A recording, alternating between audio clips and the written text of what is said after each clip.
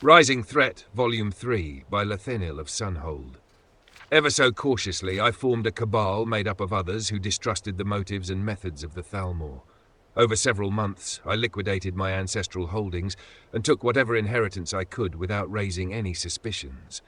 I would follow after Reinandor and help him restore his reputation and status. We would then return to best the Thalmor at their own game and win back the mores and morals of the Altmer.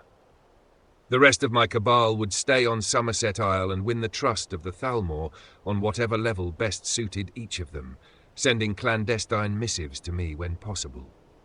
After weeks of painstaking investigations and exorbitant bribes, I was able to learn that Reinandor was placed on a ship to Anvil. I booked my own passage to Anvil.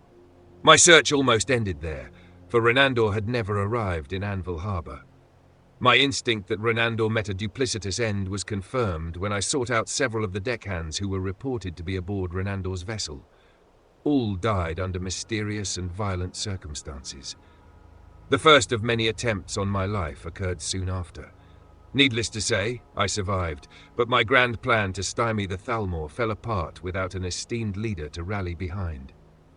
I went into hiding, waiting anxiously for word of the Thalmor's activities back on Somerset Isle. Over the following years, I tried to bend the ear of the Empire through various avenues and warn them of the Thalmor's doings. The Empire, however, was having enough troubles dealing with the aftermath of the Oblivion crisis within its own borders without seeking trouble in faraway Somerset. With the assassination of Emperor Uriel Septim Zephant and his heirs, and the self-sacrifice of Martin Septim, the true saviour of Somerset Isle and the rest of Tamriel, the Empire's leadership was left defunct. High Chancellor Okato convened the full Elder Council in an unsuccessful bid to select a new emperor. Without an emperor, the empire beyond the reach of Cyrodiil began to splinter. Okato reluctantly agreed to become the potentate under the terms of the Elder Council Charter until imperial rule could be re-established, but a reluctant leader is rarely a strong leader.